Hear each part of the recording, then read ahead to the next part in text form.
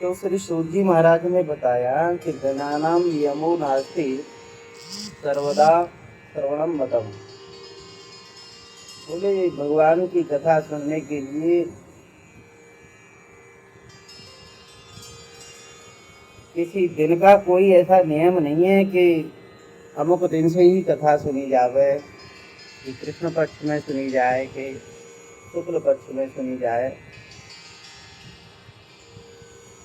पता नहीं समय फिर आए कि नहीं आए, जो क्षण बीत रहा है वो जीवन में वापस नहीं आता है।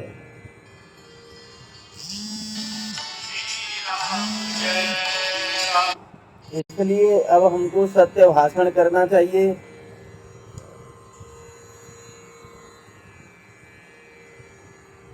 ब्रह्मचर्य का पालन करना चाहिए, चाहे कभी भी सुनो। परंतु यदि ऐसा लगता है कि ज्यादा लंबे समय नियमों का पालन करना बड़ा कठिन है, तो फिर 7 दिन में सुन लो।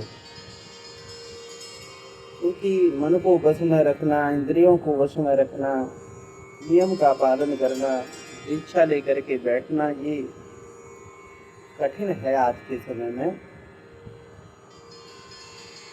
और माघ महीना बड़ा उत्तम होता है। माघ महीने में कथा सुन सकते हैं, वैसे तो कभी सुने, लेकिन जब महीने का नाम आया तो माघ महीना अति उत्तम है,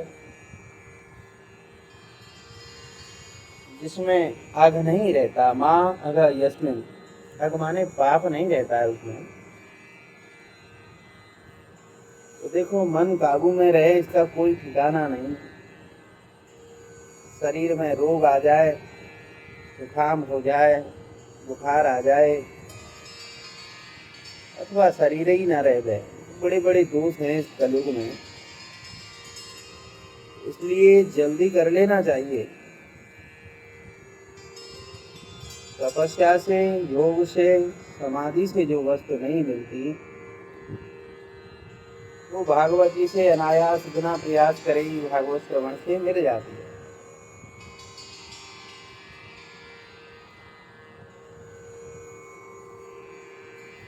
श्री शिवजी महाराज कहते हैं कि सोनक जी, ये यज्ञ से भी श्रेष्ठ है, व्रत से भी श्रेष्ठ है, तपस्या से भी श्रेष्ठ है, तीर्थ धाम की यात्रा से भी श्रेष्ठ है, योग से भी श्रेष्ठ है। ध्यान में जो ध्यान योग होता है उसमें मन को एकाग्र करना होता है, लेकिन भगवान की कथा में जाकर के बैठ जाओ तो थोड़ी ही समय में आपका मन जो है भगवान की कथा में जुड़ जाएगा।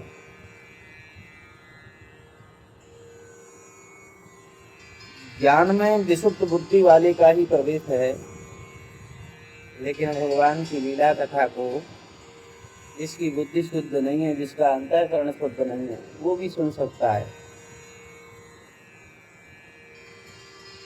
श्री शिवजी महाराज कहते हैं, सौनक जी कहाँ तक बतावें भागवत की महिमा, ये अत्यंत श्रेष्ठ है, सर्वश्रेष्ठ है भागवत। तो सौनक जी ने कहा कि ये तो महाराज बड़े आश्चर्य की बात है, जितने भी साधन हैं संपूर्ण साधनों में सर्वश्रेष्ठ साधन श्रीमद् भागवत है।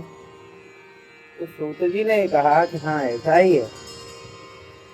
देखो, जिस दिन भगवान श्री कृष्ण अपनी लीला का स्मरण करके जाने के लिए तैयार हुए, तो उस दिन उद्धव जी ने उनके मुखार बिंद से 11वां स्कंद श्रवण करने के बाद कहा कि हे भगवान, अब आप तो अपनी लीला समेट लोगे, लेकिन मेरे मन में ये चिंता रहती है कि घोर कलयुग आ रहा है, लोग उग्र स्वभाव वाले हो जाएंगे, धरती का भार बढ़ जाएगा, तुम्हारे सिवाय दूसरा रक्षक नहीं है, इसलिए भक्त वत्सल तुम सत्पुरुषों पर दया करके मत जाओ। यदि तुम छोड़ करके चले जाओगे तो सत्पुरुषों को, भक्तों को बड़ा दुख होगा।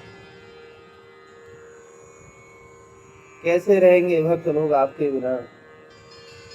क्योंकि सभी आंख बंद करके निर्गुण की उपासना तो नहीं कर सकते। देह अभिमान के रहते हुए आपने बताया बड़ा कठिन है।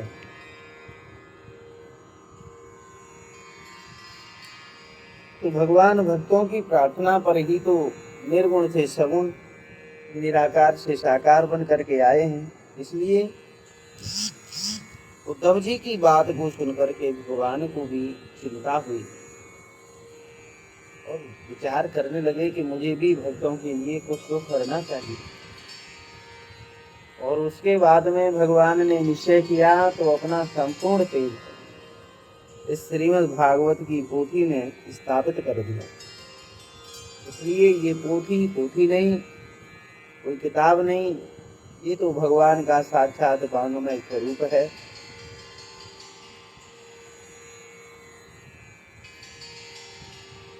बिना पीठ के उपासना हो नहीं सकती है। जब किसी की पूजा करनी हो तो उसके बैठने को आसन चाहिए, जिसको आधार शक्ति होते हैं।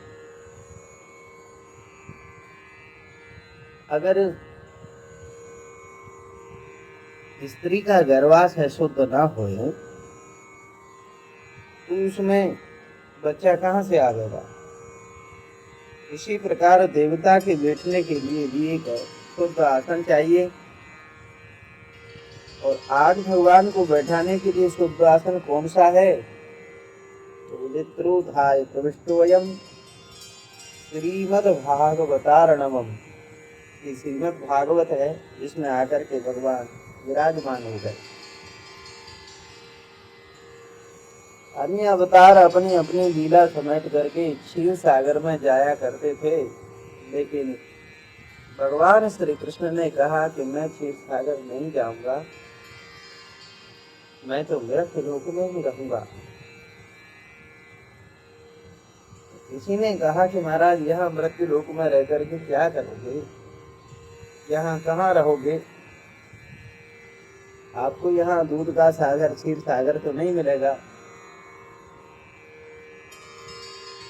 भगवान बोले कि ये जो भागवत रूपी महासागर है, मैं तो इसी में डूबा रहूंगा।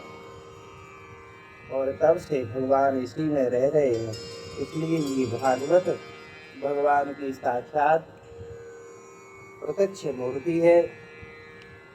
इसकी जो सेवा करता है, जिसका श्रवण करता है, पाठ करता है अथवा इसका दर्शन करता है, तो उसके सारे पाप नष्ट हो जाते हैं। और यही कारण है कि भागवत जी के श्रवण को दूसरे साधनों का तिरस्कार करके उन सभी साधनों से श्रेष्ठ बताया गया।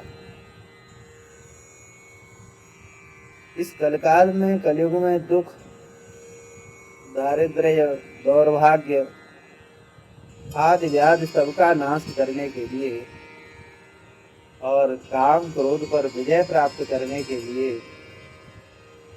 भागवत का श्रवण ही सबसे मुख्य धर्म है। नहीं तो भगवान की माया से पार जाना बड़ा कठिन है। क्योंकि भगवान की जो माया है बड़ी बलवान है, दुस्तर है। देवी ऐसा गुणमयी मम माया दुरत्या माम ये प्रपद्यन्ते मायाम एताम तरन्ति। भगवान स्वयं अपनी माया से पार जाने का सूत्र बताते हैं कि माम ये प्रपद्यन्ते, जो मेरा चिंतन करता है, मेरा ध्यान करता है, वो मेरी माया से पार जाता है। तो मेरी लीला कथा सुनता है, वो मेरी माया का उल्लंघन कर जाता है, माया को पार कर जाता है। अन्यथा माया से पार होना बड़ा कठिन है। इस प्रकार जब संत कुमारों ने भागवत कथा के श्रवण का महात्म्य सुनाया तो वहाँ एक बहुत बड़ा आश्चर्य हुआ। आश्चर्य ये हुआ कि भक्ति देवी मूर्तिमान रूप लेकर के अपने दोनों पुत्रों के साथ यानी ज्ञान और वैराग्य को साथ में लेकर के सहसा वहां एकदम से प्रकट हो गई। देखो ये ज्यादा सोचने की बात नहीं, जो हमारे हृदय में भाव बनता है उसकी भी एक मूर्ति होती है।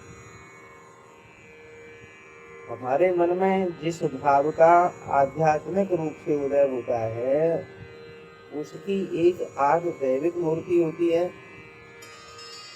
और भक्त के आनंद के लिए ये आद भौतिक मूर्ति के रूप में भी प्रकट हो सकती है। जितनी भी हम जिसको कला बोलते हैं तो कलाकारी अपने मन में प्रकट होती है। पहले मन से देखा जाता है कि किस प्रकार हमको आकार देना है, तो फिर मन से देखे जाने वाली चीज जो है अनुभव के आधार पर बाहर भौतिक रूप से तैयार कर दी जाती है। मन में भगवान का ध्यान हो सकता है तो आंख से भगवान देखे भी जा सकते हैं, क्योंकि मन और आंख में ज्यादा फर्क नहीं होता। ये जो आंख है ये मन का चश्मा ही है, बाहर हो या भीतर दिखता तो मन में ही। तो जब भक्ति देवी प्रकट हुई तो उसकी मूर्ति का वर्णन करते हुए श्री सूत जी महाराज कहते हैं कि वो प्रेमयिक रूपा है, वो साक्षात प्रेममयी है और भगवान का नाम ले रही है। कृष्ण गोविंद हरे मुरारी, नाथ नारायण वासुदेव। श्री कृष्ण गोविंद हरे मुरारी, नाथ नारायण वासुदेव। हे नाथ नारायण वासुदेव, हे नाथ नारायण वासुदेव। श्री कृष्ण गोविंद हरे मुरारे, हे नाथ नारायण वासुदेव।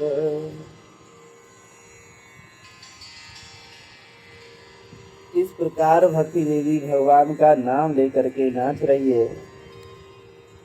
उसके अंग में आभूषण भी है, लेकिन आभूषण क्या है? बड़ी सुंदरी है।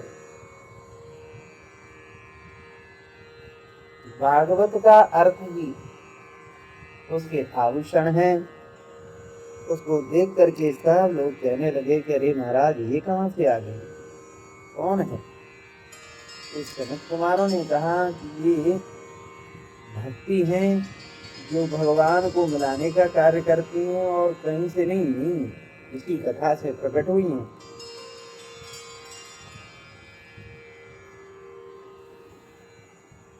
तो कथा के अर्थ से प्रकट हुई भक्ति देवी ने कहा महाराज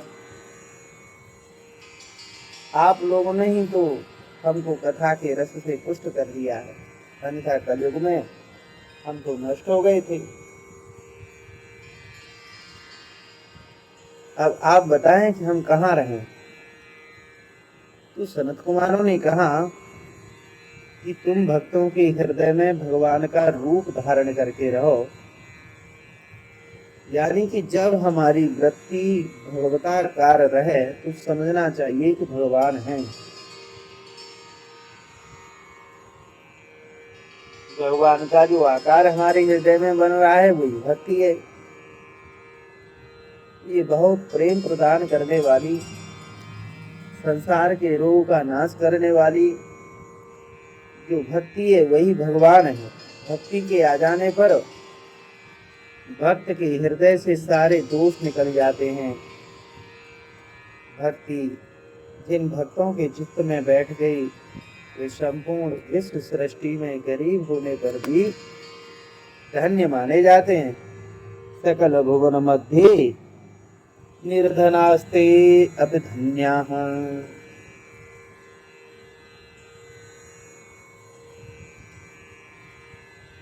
वैसे धनवान के लिए धन्य शब्द का प्रयोग होना चाहिए, परंतु यहाँ धन्य शब्द ऐसा है कि इसके पूर्वाक्षर सा का लोप हो गया, इसलिए इसका अर्थ है कि जो साधन संपन्न है, जो भगवत मार्ग में आगे बढ़ रहे हैं, वही धन्य हैं। अरे महाराज, धन होने से ही धन्य नहीं होता, निर्धन भी धन्य होता है। इसके हृदय में श्री भगवान निवास करते हैं, श्री हरि निवास करते हैं, उनकी भक्ति निवास करती है, वही धन्य है। क्योंकि भगवान वैकुंठ में नहीं रहते। ये तो एक सुनी सुनाई बात है कि भगवान वैकुंठ में रहते हैं। अरे उनको तो भक्ति की रस्सी बांध करके भक्त के हृदय में बैठाने का कार्य करती है। तो वैकुंठ छोड़ करके, वैकुंठ माने हृदय, भक्त के हृदय ही कोई वैकुंठ कहते हैं, भक्त के हृदय में रहते हैं। तो भागवत की महिमा कहाँ तक सुनाई जावे। इसके वक्ता और श्रोता दोनों ही श्री कृष्ण रूप हो जाते हैं। इसलिए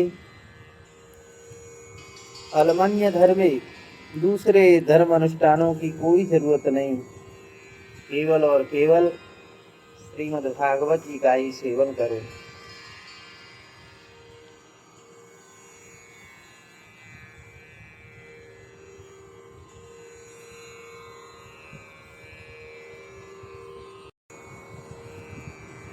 ओम श्री परमात्मने नमः। बोलिए श्री वृंदावन बिहारी लाल की जय।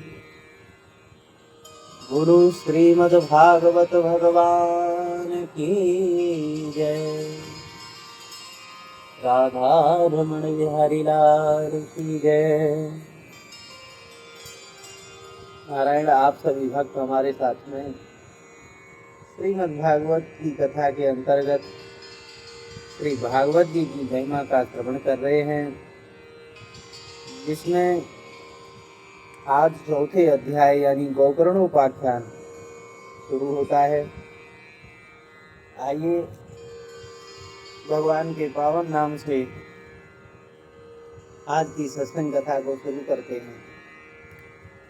श्री कृष्ण गोविंद हरे मुरारे, हे नाथ नारायण वासुदेव। श्री कृष्ण गोविंद हरे मुरारे, हे नाथ नारायण वासुदेव। जिह्वेऽपि वस्वामृत में तदेवं, गोविंद दामोदर माधवेति। श्री कृष्ण गोविंद हरे मुरारे, हे नाथ नारायण वासुदेव। बोलिए श्री सुखदेव जी भगवान की जय। बोलो श्री परीक्षित महाराज की जय। श्री सूत जी महाराज की जय। श्री वेदव्यास जी महाराज की जय। ओम नमः पार्वती पते, हर हर महादेव।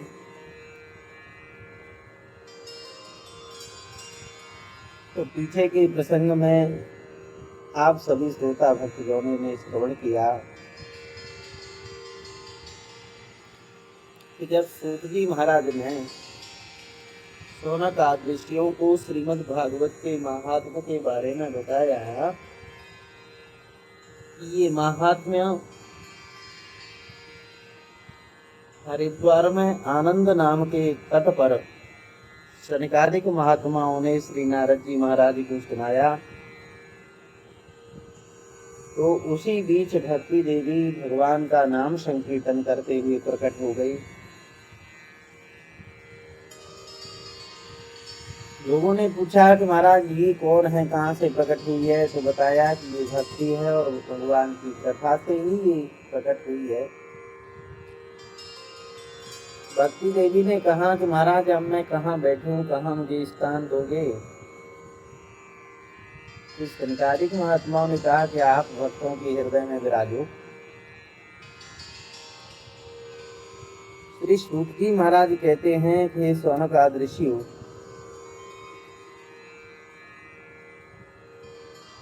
वहां भगवान भी प्रकट हुए, क्योंकि भगवान भागवत के रूप में तो है। भगवान ने देखा कि यहाँ जितने श्रोता बैठे हुए हैं सबके हृदय में अलौकिक दिव्य भक्ति आ गई है, तो उन्होंने भी अपना लोक छोड़ दिया, क्योंकि भगवान है भक्त वत्सल। गाय को वत्सला कहते हैं। उसके पेट से जब बछड़ा जन्म लेता है तो वो गंदगी से बिगड़ा हुआ होता है। उस पर खून होता है, दूध होता है, मूत्र होता है, गोबर होता है, परंतु गाय उसकी परवाह न करके बछड़े को जीव से चाटती है। तो भक्त वत्सल भगवान उसी को कहते हैं जो अपने भक्त के दोष की ओर कभी देखे ही नहीं।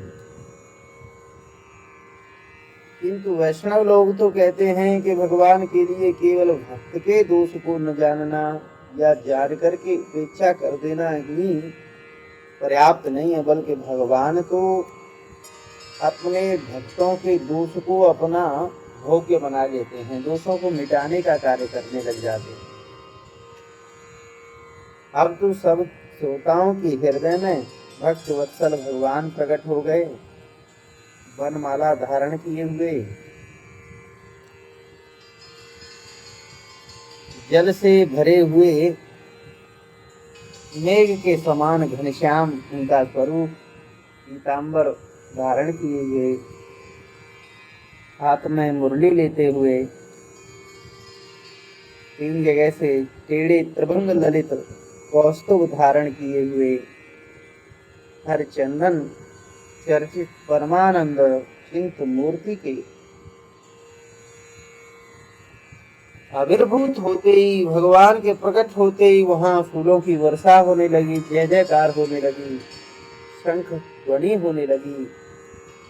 और वहां उद्धव जी भी गुप्त रूप से कथा सुनने के लिए आए थे, तो उनके समय सभा में जितने भी लोग थे वो अपनी देह की सुध बुध भूल गए।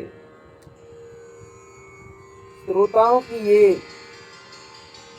तन्मय तल्लीन अवस्था देख करके नारद जी बोले, महात्माओं, हमने भागवत के श्रवण की अलौकिक महिमा देखी है और यहाँ सुन ली, देख ली। सबके सब पशु पक्षी भी निष्पाप हो जाते हैं इस कथा के सुनने से, इसलिए अंतःकरण शुद्धि के लिए इससे पवित्र संसार में कोई दूसरी वस्तु नहीं है। आप लोगों ने तो भागवत के माध्यम से एक नए सुलभ सरल मार्ग को ही प्रशस्त कर दिया। उस सनत कुमारों ने बताया कि अरे नारद जी अभी सुनो, इससे दुराचारी माने बुरा कार्य करने वाला, कुमार्ग माने गलत रास्ते पर चलने वाला, क्रोध की अग्नि से शत्रुओं से जला हुआ, हृदय में कुटिलता धारण करने वाला, विभिन्न प्रकार की कामनाओं से व्याप्त कामी भी पवित्र हो जाते हैं। असल में संस्कार की आवश्यकता ही विकार को दूर करने के लिए होती है। संस्कार माने तो स्वच्छता, विकार माने दूषितता। तो दूषितता को दूर करने के लिए स्वच्छता की आवश्यकता होती है। इस साधन में विकार को दूर करने का सामर्थ्य नहीं, वो साधन नहीं है।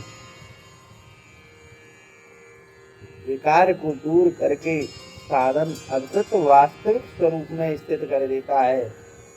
देखो नारद जी, भागवत से झूठ जो बोलते हैं ऐसे लोग, जो माता पिता को दुख देते हैं, ऐसे लोग आश्रम वर्ण धर्म से रहित पाखंडी ईर्ष्या करने वाले हिंसक ऐसे भी पवित्र हो जाते हैं। पंच महापापी, जो महापापियों हैं, जो पंच महापापी यानी 5 महापापी होते हैं, जो छल छद्मकारी, जो दूसरों के साथ विश्वासघात करते हैं, क्रूर पिशाच के समान निर्दयी, जो किसी के ऊपर दया नहीं करते हैं, ब्रह्म सुपुष्ट यानी ब्राह्मणों से संत भक्तों से जो सेवा कराते हैं, व्यभिचारी जो अनाचार का आचरण करते हैं, ऐसे लोगों को भी ये भागवत जी पवित्र करती है। जो जानबूझ करके पाप करते हैं वो भी इससे पवित्र हो जाते हैं।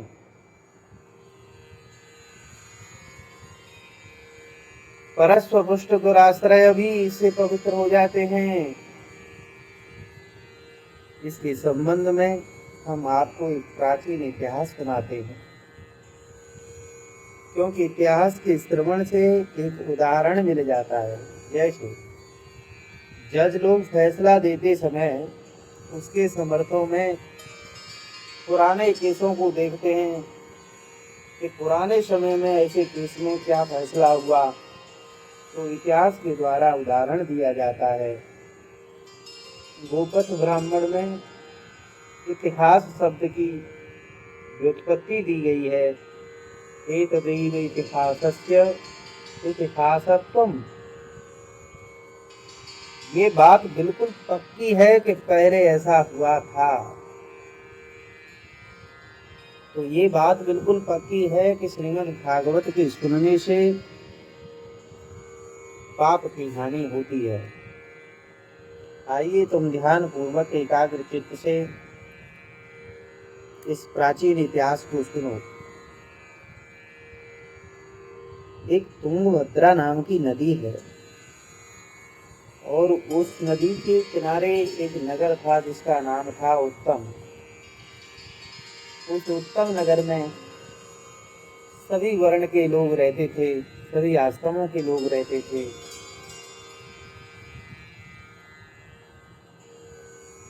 उसी नगर में एक आत्मदेव नाम के ब्राह्मण रहते थे, जो बड़े विद्वान और वेद शास्त्र में निपुण थे। परंतु वे महात्मा धनी होने पर भी भिखारी थे। भीख मांग करके अपनी जीविका चलाते थे। इसका अभिप्राय यही है कि बड़े कंजूस थे। उनकी पत्नी थी जिसका नाम कुंडली था। वो ऐसी थी कि जो बात उसके मुंह से निकल जाए वही ठीक होनी चाहिए। वो कहती थी कि श्रुति और उपनिषद क्या होता है, हाँ, जो मैं कहती हूँ वही ठीक है, मेरा हुक्म चलेगा। वो पतिव्रत धर्म का पालन करने वाली नहीं, पति की बात नहीं मानती। कहती थी कि इनके तो मन है ही नहीं, न इनके बुद्धि है। बहुत सी आज की भी देवियां अपने पतियों से कहती हैं कि तुम्हारे अंदर 2 पैसे की बुद्धि नहीं है। तो ये क्या, ये अपने पति का अपमान ही तो है। वो कहती कि इनके वचन की कोई कीमत नहीं, 2 कौड़ी का इनका बोलना है। जो कहते हैं हम उसका कोई अमल नहीं करेंगे। और वो अपनी बात को बड़ी श्रेष्ठ मानती थी। बोले जो मैं कहती हूँ वो सही है। देखने में तो सुंदर थी, वंश भी बहुत अच्छा था,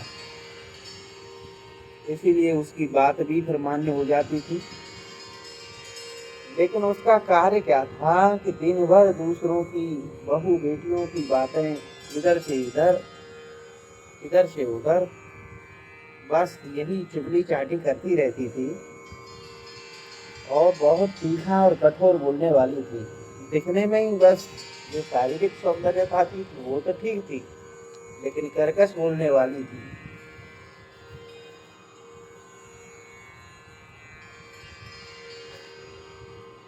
तो पति पत्नी दोनों घर में रहते थे, धन भी खूब था, भोग भी खूब था, घर भी अच्छा था, परंतु जीवन में सुख नहीं था। क्योंकि देखो, सुख दूसरी चीज है। हम जीवन में जो कुछ भी कर रहे हैं वो सुख के लिए कर रहे हैं। तो मकान, रुपए, अन्य भोगों का नाम सुख नहीं। तो उनको ख्याल हुआ कि हमारे बच्चा होना चाहिए। बेचारे दान पुण्य करने लगे और धर्म में बहुत रुपया खर्च कर दिया, परंतु न बेटा हुआ न बेटी हुई। एक दिन पत्नी ने बहुत बुरा भला कह दिया तो दुखी होकर के आत्मदेव ब्राह्मण जंगल में चले गए। वहां एक सरोवर था, सरोवर में जलपान किया। पीने के बाद सरोवर के किनारे बैठ गए और सोचने लगे कि अब मुझे मर जाना ही चाहिए। तो कहते हैं कि उसी समय एक सन्यासी महात्मा संयोग से वहां आ गए। ये भगवत कृपा है। संत दरस जिम पातक करेंगे। जो भी हमारे जीवन में अशुभ होता है वो संतों का दर्शन करके संभल जाता है, शुभ हो जाता है। सन्यासी महात्मा ने भी सरोवर में जलपान किया और उसके बाद ब्राह्मण देवता ने देखा कि अरे महात्मा आए, तो खड़े होकर के प्रणाम किया, नमस्कार किया। तो महात्मा जी ने पूछा, और यज्ञोपवीत धारण किए हुए ब्राह्मण हो? बोले हाँ जी। तो महात्मा जी ने कहा कि ब्राह्मण देवता, तुमको देख करके लग रहा है कि तुम बड़े उदास हो, दुखी हो। बताओ तुम्हें कौन सी चिंता खाई जा रही है? तुम्हारी चिंता का क्या कारण है? अपने दुख का कारण बताओ। तो आत्मदेव ब्राह्मण ने कहा कि महाराज मैं क्या बताऊं, बताने से कोई फायदा नहीं। मैंने पूर्व जन्म में ऐसे कुछ कर्म किए हैं कि हम जब तर्पण करते हैं तो हमारे बाप दादा अपने सांस की गर्मी से उस जल को गर्म करके ही ग्रहण करते हैं, स्वीकार करते हैं। लगता है उन्हें ये चिंता रहती है कि जो हमको ये पानी दे रहा है, तर्पण कर रहा है हमारा, इसके बाद तो तर्पण करने वाला खानदान में कोई नहीं रहेगा। देवता और ब्राह्मण भी मेरी दी हुई चीज को स्वीकार नहीं करते हैं महाराज। इसलिए मैं तो प्राण त्यागने के लिए यहाँ आया हूँ, क्योंकि धिक्कार है हमारे जीवन को। हमारी तो गाय भी बांझ रह जाती है। हमारा पेड़ जो अपने घर में किसी फलदार वृक्ष को हम लगावे वो भी बांझ हो जाता है। और हम क्या करें? बाजार से अगर हम कोई ताजा फल लेकर के आवे तो ज्यादा समय नहीं चलता, हमारे घर में आकर के वो सड़ जाता है, खराब हो जाता है। और ऐसा कहते कहते आत्मदेव की आंखों से आंसू बहने लगे, रोने लगे। सन्यासी महात्मा ने ब्राह्मण देवता का भाग्य देखा और बताया कि तुम संतान की इच्छा छोड़ दे। हे ब्राह्मण देवता, ये जो तुम कह रहे ना कि पूर्व संचित कर्म, ये कर्म की गति बड़ी गहन है। लोग आशा करते हैं कि जब बच्चा होगा तो हमको बहुत आनंद देगा, सुख देगा, हमारे वंश की कीर्ति बढ़ावेगा। लेकिन बच्चा पैदा होकर के इतना दुख देता है, इतना दुख देता है कि अंत में जो बच्चे की चिंता में अपना जीवन बिता रहे थे वही महाराज उनको ही घर छोड़ छाड़ करके जाना पड़ता है। जब वैराग्य हो जाता है तो आदमी कहता है कि अच्छा हुआ, अरे ये तो भगवान ने हमारे ऊपर कृपा कर दी कि हमको वैराग्य हो गया, इसी कारण हम भगवान का भजन करने तो लग गए। लेकिन जब तक वासना रहती है तब तक ये बात समझ में नहीं आती।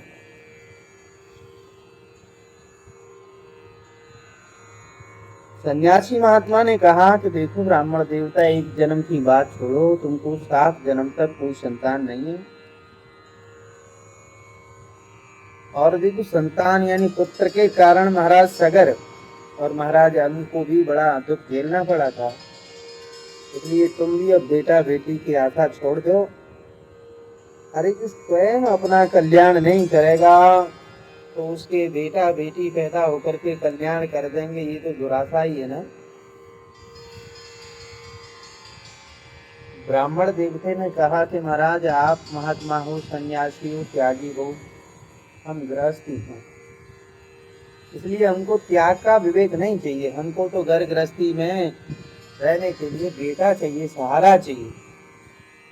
या तो महाराज आप हमको बेटा दो, नहीं तो आप ही के सामने मैं मरूंगा। अरे जहाँ पर बेटा बेटी नहीं, परिवार नहीं, पत्नी नहीं, मकान दुकान नहीं, ऐसे सन्यास से हमको क्या लेना देना। सन्यासी महात्मा ने कहा कि देखो ब्राह्मण देवता, ब्रह्मा जी का लेख मिटाना नहीं चाहिए, इसमें कोई सुख शांति नहीं है, लेकिन तुम्हारे मन में बड़ा हट है।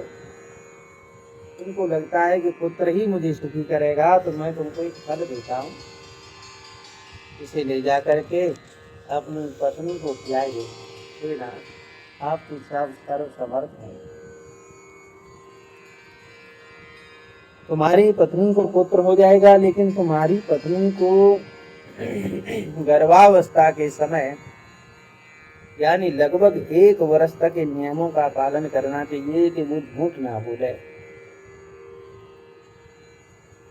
सत्य बोला करे और बाहर से और भीतर से पवित्र रहा करे, दुखी जीवों पर दया करे, दान करे, जमीन पर शयन करे और एक समय भोजन करे।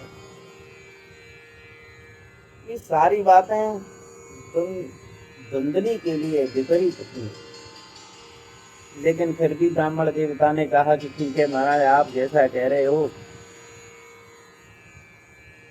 आत्मदेव सोचते हैं कि पुत्र तो उसको भी चाहिए, शायद पुत्र के लोभ में लालच में वो सुधर जाए, अच्छी बात है।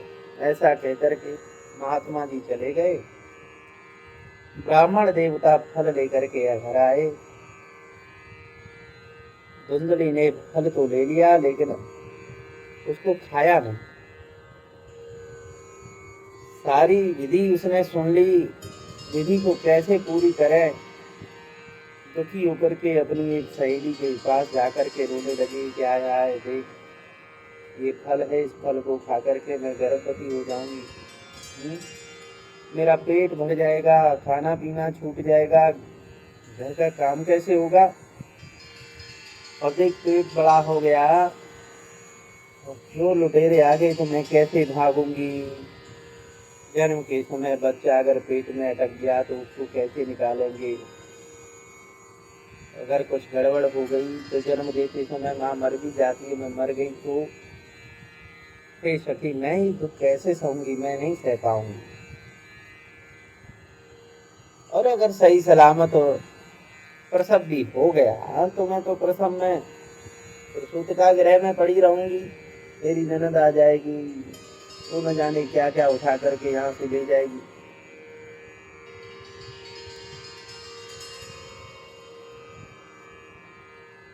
हमारे पति देव तो ऐसे हैं, उनसे मना भी नहीं करेंगे, अपनी बहन से ज्यादा प्रेम भी करते हैं, तो घर की संपत्ति चली जाएगी, तो हमको तो बिना बच्चे के ही रहना पसंद है, हम नहीं बच्चा करें। इस प्रकार अपनी सखी के सामने कुतर्क करने लगी। कुतर्क करने के बाद में निश्चय करके आई कि मैं फल नहीं खाऊंगी। और महाराज उसी समय कहते हैं कि उसकी बहन आई, और बहन गर्भवती थी, उसके गर्भ था। यही बात सारी अपनी बहन को बता दी। बहन ने कहा कि देख हमारे पास में धन नहीं है, तो हमको धन दे देना, और हमारे जो गर्भ से संतान उत्पन्न होगी उसको हम तुझे दे देंगे, लेकिन ये रहस्य किसी को बताना नहीं है। ब्राह्मण देवता से कह देना कि मैंने फल खा लिया है। यही बात हुई। पति ने पूछा कि तुमने देवी वो फल खा लिया? बोले हाँ खा लिया। और वो सत्य तो कभी बोल ही नहीं सकती थी, सत्य ना बोलने की उसने सौगंध जो खाए रखी थी। तो बहन से ये सारी बातें हो गई। अब तो महाराज समय आने पर बहन ने जैसे बात करी थी उसी प्रकार अपना बच्चा ला करके धुंधली को दे दिया। एकांत में बड़ी खुशी हुई। आत्मदेव ब्राह्मण के पुत्र उत्पन्न हो गया। गाजे बाजे बजने लगे, नगर में हल्ला हो गया, मंगल गान होने लगे, ब्राह्मणों को दान दिया जाने लगा, जात कर्म संस्कार हुए।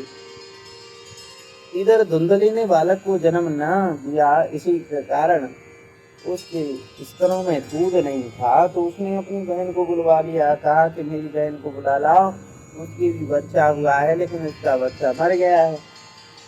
आत्मदेव ने वैसा ही किया। अब तो जब नामकरण संस्कार का जब समय आया तो आत्मदेव ने कहा कि हमारा नाम आत्मदेव, तो हमारे बेटे का नाम तो ब्रह्मदेव होना चाहिए। तो धुंधली बोली कि नहीं नहीं, अरे क्या तुमने इसको पेट में रखा? मैंने अपने पेट में रखा है, नाम हमारे ऊपर होना चाहिए, इसलिए मेरा नाम धुंधली है तो मेरे बेटा का नाम होगा धुंधकारी। और महाराज जिद करके उसने अपने बेटे का नाम धुंधकारी रख लिया। इधर धुंधली ने जो फल था वो खुद न खा करके अपनी गाय को खिला दिया था, इसलिए 3 महीने बाद गाय से भी एक बालक हुआ और उस बालक के कान गाय के समान थे, सर्वांग सुंदर, दिव्य निर्मल थे।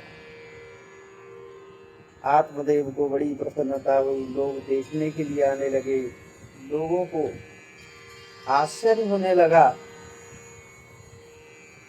बोले देखो तो सही भैया, आत्मदेव का कैसा भाग्य उदय हुआ है, एक साथ 2 बच्चे घर में आए हैं, क्योंकि रहस्य तो किसी को पता नहीं था। ब्राह्मण देवता ने कहा कि मैं अपने बेटे का नाम तो नहीं रख सका, लेकिन इस गाय के देवतुल्य पुत्र का नाम मैं अवश्य रखूंगा। और उस गाय से जन्म लेने वाले पुत्र की अद्भुतता को देख करके, सारा मनुष्य का शरीर है, केवल गाय के जैसे कान है, तो उसका नाम गोकर्ण रख दिया। धुंधकारी महाखल और गोकर्णो महापंडित। गोकर्ण महापंडित ज्ञानी हुआ, धुंधकारी खल हुआ। धुंधकारी स्नान शौच क्रियाहीन दुष्परिग्रह था। मंत्र साधना करने के लिए शमशान में चला जाया करे और मुर्दे के हाथ से स्पर्श करके सब हस्ते न भोजनम, भोजन करता है। चोर था, लोगों के घर में आग लगा देता था, यानी जो आताताई होता है, बच्चों को कुएं में डाल देता था, बड़ा हिंसक था। और महाराज कुछ समय बाद वेश्याओं का उसने संग किया तो पिता की सारी संपत्ति का उसने सर्वनाश कर दिया। माता को पीटा, पिता को पीटा, उनका धन छीन लिया। अब तो धुंधली को भी पछतावा होने लगा कि इससे तो वांझ होना अच्छा था, ऐसे कुपुत्र का होना बहुत दुखप्रद है। इधर आत्मदेव भी सोचने लगे कि क्या करूं क्या न करूं।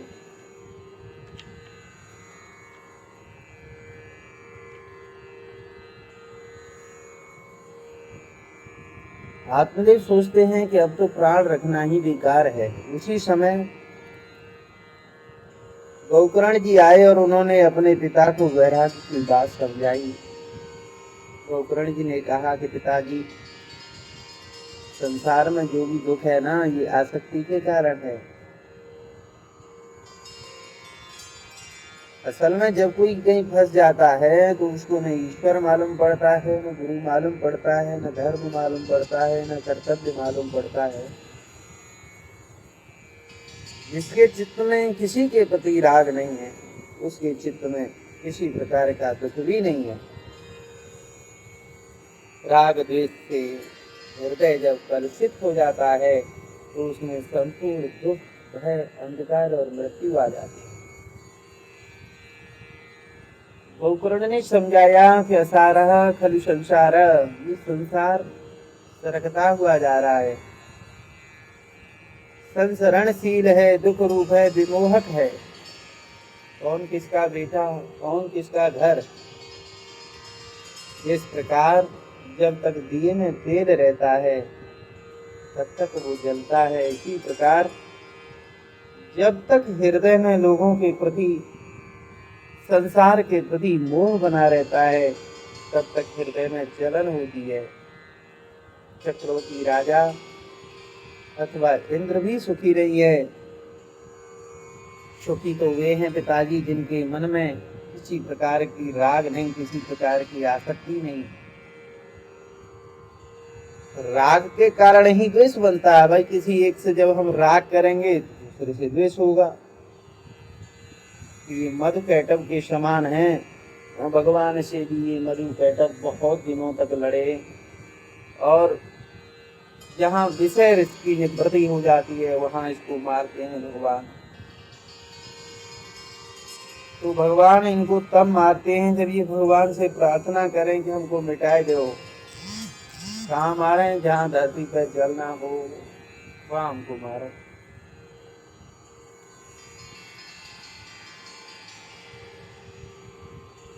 तो ये राग द्वेष जहाँ भी रहते हैं वहां दुख देते हैं। ये हमारे हैं और वे दूसरे हैं। ये हमारे, ये राग, वे दूसरे हैं। ये द्वेष, ये अज्ञान है। ये भी एक दिन चला जाएगा। इसलिए गोकर्ण जी ने कहा कि पिताजी आप आसक्ति का त्याग करो। गोकर्ण जी ने कहा कि बेटा मैं अपने कर्म से पतित हो गया हूँ, तुम मुझको तुझसे छुड़ाओ। तो गोकर्ण जी ने बड़े सरल भाव से अपने पिताजी को समझाया कि देहे अस्ति मांसु रुधिरे अभिमतिं त्यज त्वं जाया सुतादिषु सदा ममता विमुच्य पश्यानिशं जगदिदं क्षणभङ्गुनिष्टम् वैराग्यरागरसिको भवभक्तिनिष्ठ। हे पिताजी, ये हड्डी मांस का बना हुआ शरीर है। ये मैं हूं ऐसा अभिमान छोड़ दो। पत्नी पुत्रादि मेरे हैं, ये ममता भी त्याग दो। ये संसार क्षण भंगुर है, मिट जाएगा। यदि कहो कि राग किए बिना नहीं रहा जाता, क्योंकि राग रस की वृत्ति है, किसी से मोहब्बत करके उसका मजा लेना।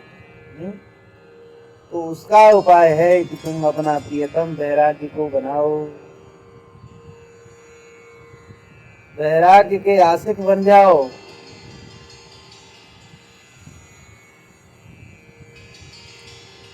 कहीं निष्ठा बनानी है तो भक्ति में निष्ठा बनाओ, भक्ति में राग करो।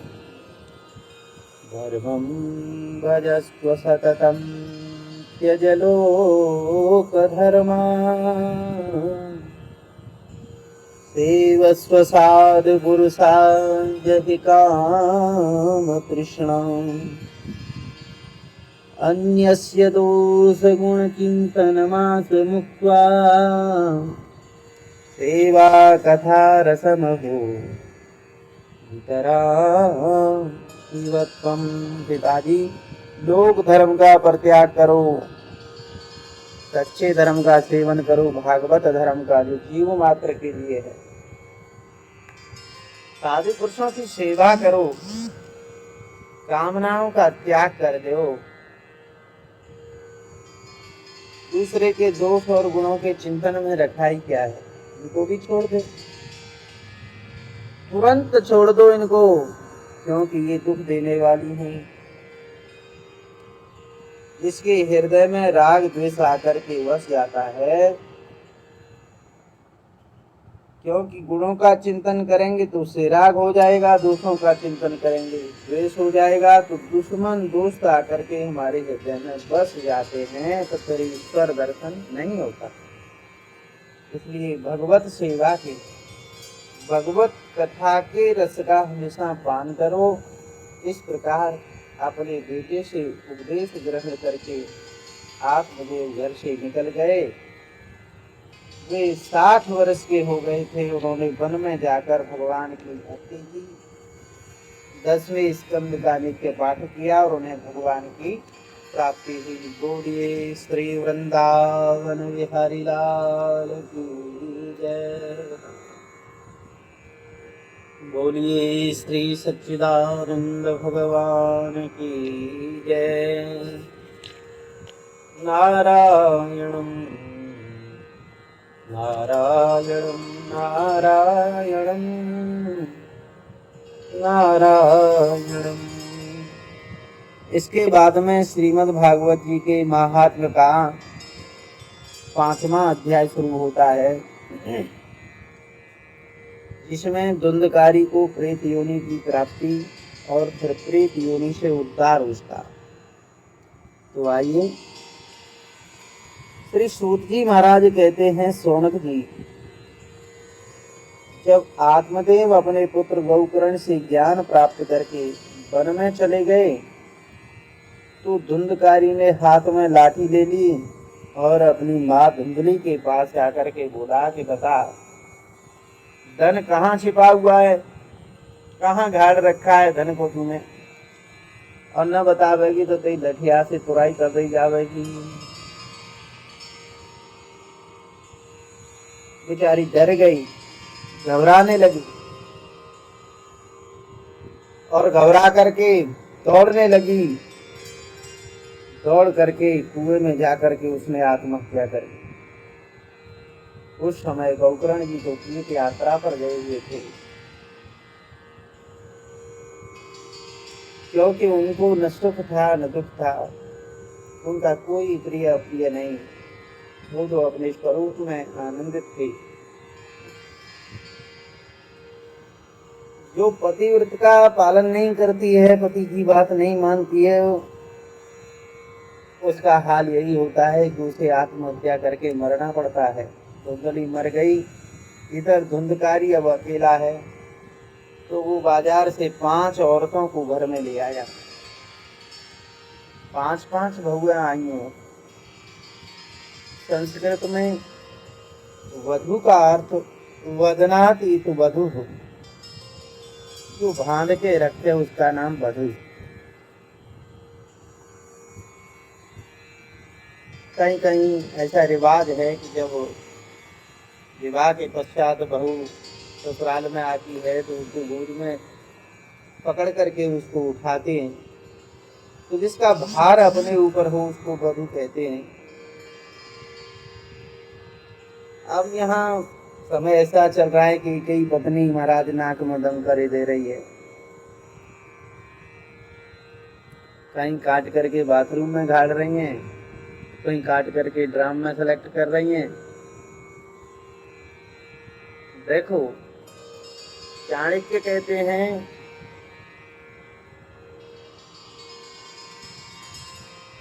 कि अविश्वासी पत्नी हो तो समझ लो कि घर में मृत्यु ही रह रही है, न जाने कब जहर पी करके हमको मार दे।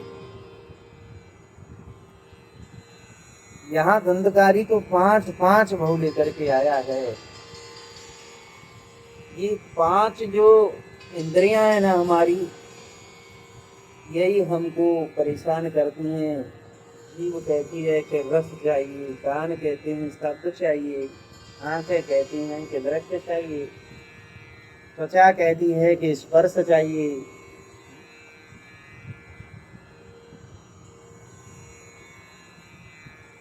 धुंधकारी भी बड़े बड़े दुष्कर्म करता है। यहाँ ये जीव भी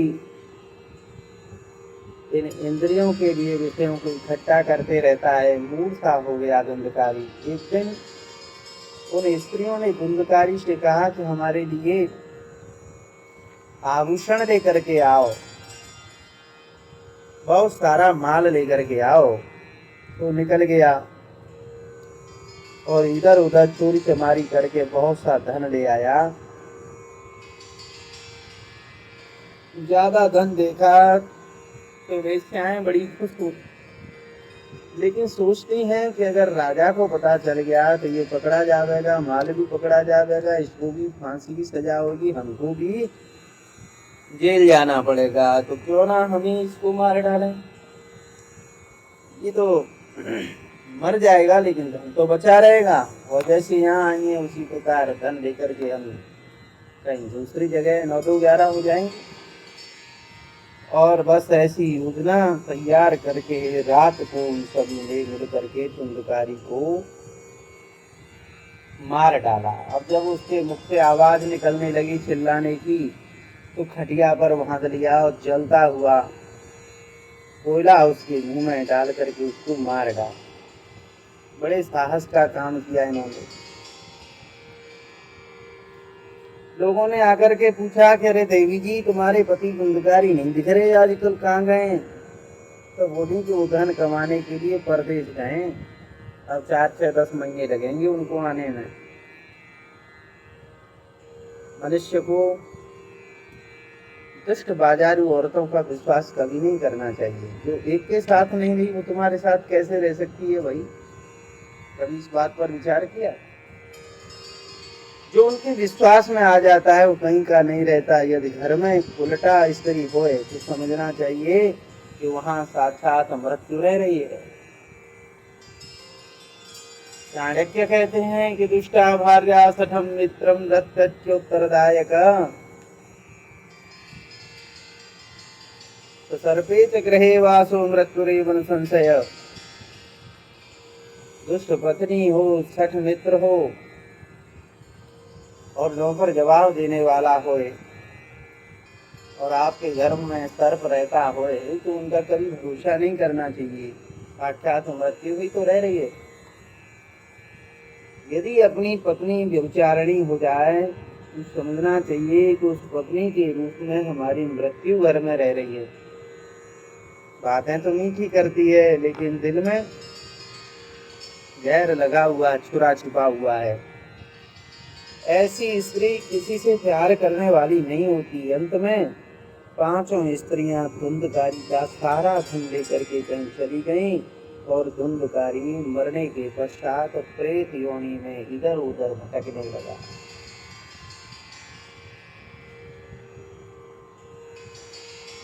लोग अनजान में ही मनुष्य के मन में ये संस्कार भर देते हैं कि देह के नाश के बाद भी आत्मा है। वेद में दोनों पक्षों का उल्लेख मिलता है। एक पक्ष कहता है कि मरने के बाद आत्मा है, दूसरा पक्ष कहता है कि मरने के बाद आत्मा नहीं है। चार्वाक पक्ष भी बहुत पुराना है। ऐसा नहीं समझना कि भारत में पहले कोई नास्तिक नहीं था। पाणिनि ने सूत्र ही बना दिया कि परलोक है। ये जो माने वो आस्तिक, जो न माने वो नास्तिक। भारतीयों में पहले नास्तिक परंपरा भी थी। वे भी हिंदू ही थे, कोई दूसरे नहीं थे।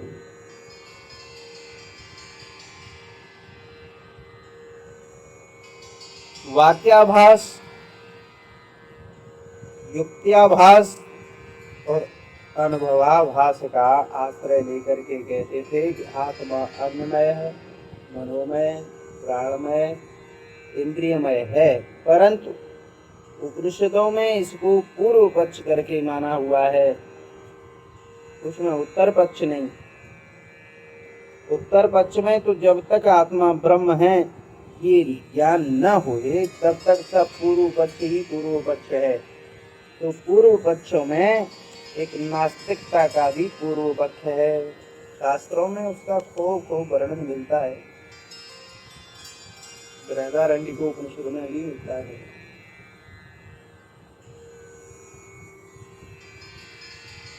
लेकिन वो पक्ष यहाँ नहीं है बृहदारण्यकोपनिषद वाला।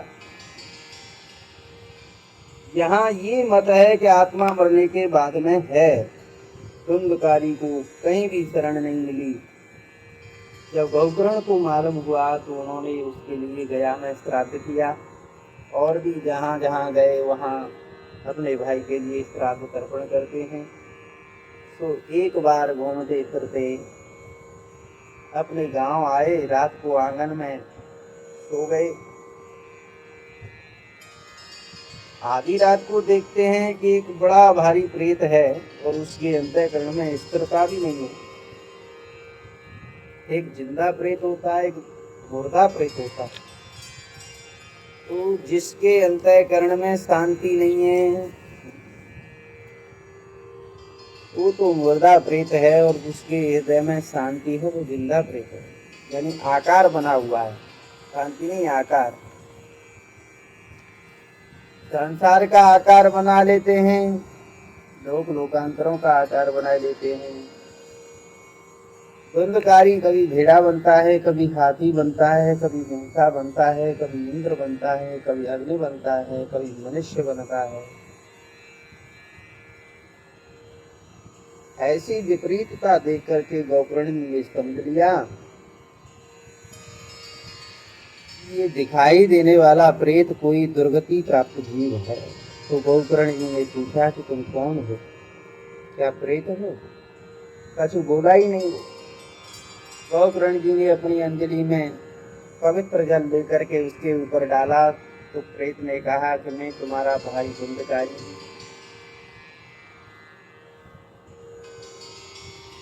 मैंने अपने ब्राह्मणत्व का नाश कर लिया, बड़े बड़े पाप किए, बाजारू औरतों ने मुझे मार डाला, इसलिए मैं प्रेत हो गया। अब आप मुझे इस योनि से छुड़ाइए। गौकर्ण जी ने कहा कि भैया मैंने तो तुम्हारा श्राद्ध कर लिया है, फिर भी तुम्हारी मुक्ति क्यों नहीं हुई? अब तो कोई दूसरा उपाय शेष नहीं रहा मेरे पास, अब तुम ही बताओ मैं क्या करूं। प्रेत ने कहा कि 100 गया श्राद्ध करोगे तो भी मेरी मुक्ति नहीं होगी, दूसरा कोई उपाय करो। अब गौकर्ण जी को भी बड़ा भारी आश्चर्य हुआ, रात भर सोच विचार करते रहे। दूसरे दिन बड़े बड़े पंडितों को, विद्वानों को बुलाया, सारी बात बताई। सभी लोग परस्पर विचार करने लगे और इस निर्णय पर पहुंचे कि गायत्री के प्रतिपाद्य देवता हैं भगवान सूर्य, उनसे पूछा जाए।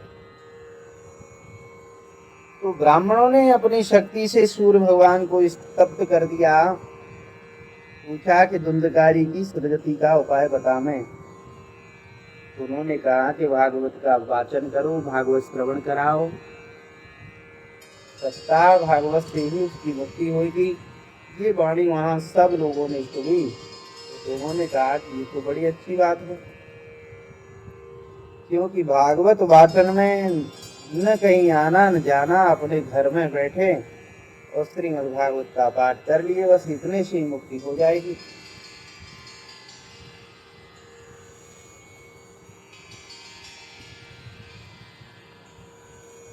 गौकर्ण ने धुंधकारी को कथा सुनाने का निश्चय किया। गांव गांव से, देश देश से श्रोता लोग आने लगे।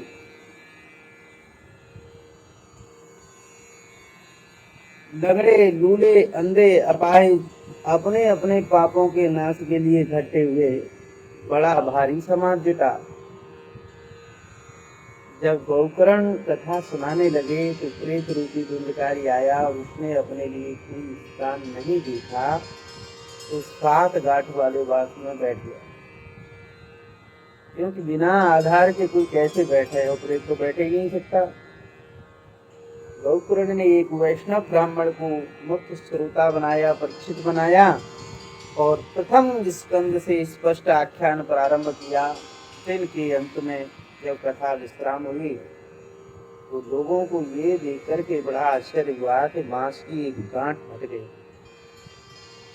इसी तरह दूसरे दिन दूसरी, तीसरे दिन तीसरी, चौथे दिन चौथी, 5वें दिन 5वीं, 6वें दिन 6वीं, 7वें दिन 7वीं, क्रमशः 7 गांठ फट गई। 12 स्कंद के श्रवण से धुंधकारी की प्रेत योनि छूट गई। दिव्य रूपधारी तुलसी दाम मंडित हो गया। जैसा भगवान का रूप है वैसा ही उसका रूप हो गया। पीताम्बर धारण किए हुए, घनश्याम शरीर, मुकुट धारण किए, कुंडल धारण किए हुए, उसने आकर के गौतम जी को नमस्कार किया कि तुमने मुझे बंधन से छुड़ाया है। धन्य ये भागवत कथा, इससे सारे पाप कांप जाते हैं, सारे पापों का नाश करने वाली है। पाप चाहे गीला हो, आगमन ताजा हो, चाहे शुष्क हो, सूखा हो, पुराना हो, छोटा हो, बड़ा हो, मन कर्म वचन से किया गया हो, कैसा भी हो, वो श्रीमद् भागवत जी के श्रवण पठन से नष्ट हो जाता है। अन्य जितने भी प्रायश्चित होते हैं वे सब अपने करने से होते हैं, लेकिन ये श्रवण रूप प्रायश्चित ऐसा है कि बोलने का परिश्रम दूसरा करता है, पाप सुनने वाले के मिट जाते हैं। उस पर कहावत चरितार्थ होती है कि हर लगे न फिटकरी रंग चोखो आ जाए। तो देव संसद में विद्वानों ने ये कहा कि जो इस भारतवर्ष में भागवत की कथा नहीं सुनते उनका जन्म निष्फल है। अरे क्या करोगे, बिना कथा श्रवण के इस शरीर को धारण करके, ये तो हड्डी खम्भों पर टिका हुआ है। सुराइयों से, नशों से बंधा हुआ है, मांस शोणित लेपित, दुर्गंध, मूत्र पुरुष का पात्र है, इसका नाम ही तो शरीर है। संस्कृत में अर्थ होता है शीर्यते शरीरम, जो शीर्ण हो जाए, जीर्ण हो जाए, क्षरित हो जाए, अंत में सड़ जाएगा। यदि इस नाशवान शरीर से अविनाशी को नहीं प्राप्त किया तो ये व्यर्थ है। अरे महाराज, जो भोजन प्रातःकाल बनाते हैं वो सायंकाल तक वासी हो जाता है, उसी से बनता है ये शरीर, तो फिर ये हमेशा कैसे रहेगा। इसलिए प्राप्त कर लो भगवान को, इससे जान लो ये शरीर जाने वाला है, रहने वाला नहीं है। और इसके जाने से पहले ही इससे भागवत को प्राप्त कर लो, अविनाशी को प्राप्त कर लो। वैसे तो बहुत से मच्छर पैदा होते हैं, पानी में बुलबुले पैदा होते हैं और मिट जाते हैं। इसीलिए यदि तुम्हारा शरीर इसी तरह पैदा हुआ और मर गया तो क्या हुआ।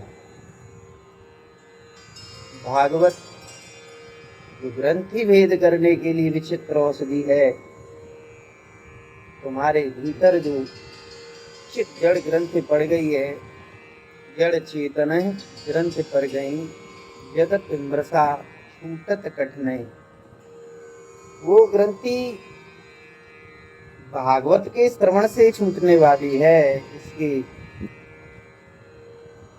अलावा और कोई अन्य साधन ऐसा नहीं है।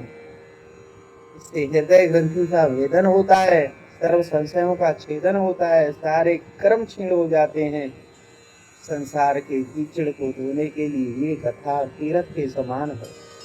जो इसमें स्थित हो गया, आहा, उसके लिए तो मुक्ति ही मुक्ति है।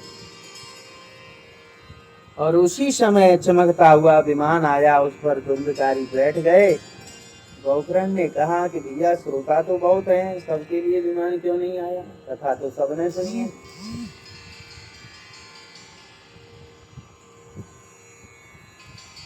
फल में भेद कैसे हुआ। तो भगवान के पार्षदों ने कहा कि लोग सुनते तरह तरह से महाराज, सुनते तो सब हैं पर समझने की कोशिश नहीं करते और भजन भी नहीं करते। इसी से फल भेद होता है। इस प्रेत ने ठीक ठीक श्रवण किया, मनन भी किया, ज्ञान में यदि निष्ठा न होए, श्रवण तो करे परंतु प्रमाद करे तो वो नष्ट हो जाता है। एक आलस्य होता है, एक प्रमाद होता है। सनत कुमार से पूछा गया कि मृत्यु क्या है, तो बोले प्रमादम वही मृत्यु ब्रवीमे। महाभारत के उद्योग पर्व में बताया कि अपने जीवन में जो प्रमाद है, भूल है, जो असावधानी है वही तो मृत्यु है। मंत्र में अगर किसी प्रकार से संदेह है तो मंत्र का फल नहीं मिलता। जप में चित्त व्यग्र हो जाने पर जप चला जाता है। जहाँ भगवान के भक्त न मिले तो स्थान बेकार। जिस श्राद्ध में शास्त्र ना मिले तो श्राद्ध मारा जाता है। अश्रोत्रिय को दिया हुआ दान मारा जाता है। जिस वंश में अनाचार आ गया वो वंश नष्ट। इसलिए अपने गुरु के वचन में विश्वास रखना चाहिए, अपने में दैन्य की भावना लानी चाहिए, मन के दोषों पर विजय प्राप्त करना चाहिए और अपने मति को कथा में निश्चय करना चाहिए। ये सब जब किए जाते हैं तो भगवान की प्राप्ति होती है। इसलिए गोकर्ण जी, गोविंद तुमको तो गौलोक देंगे, ऐसा कहकर के भगवान के पार्षद चले गए। गोकर्ण जी ने सबकी भलाई के लिए श्रावण के महीने में फिर से कथा करी। कथा के अंत में अब की बार स्वयं भगवान प्रकट हुए। जय हो नमो नमः की ध्वनि गूंजी थी। भगवान भी प्रसन्न होकर के शंख बजाने लगे। गोकर्ण को हृदय से लगा लिया, अपने समान कर लिया। जितने भी श्रोता थे सबको भगवान ने अपने जैसा ही बना दिया। महाराज उस गांव में जितने लोग रहते थे उनका भी उद्धार कर दिया। भगवान को किसी से कोई भेदभाव तो है नहीं। उन्होंने वहां जितने भी कुत्ते थे, चांडाल थे, सबको बुलाया और बोले कि बैठो विमान पर। और जो धर्म का अभिमान करने वाले लोग तो वो ये दृश्य देखते ही रह गए, कहने लगे कि हाय हाय हमको विमान नहीं मिला। महात्माओं का लक्षण ही ये है। भगवान बड़े बड़े पवित्र आत्माओं को छोड़ करके पामरों से प्रीति करते हैं। ऐसे कौन प्रभु की रीति,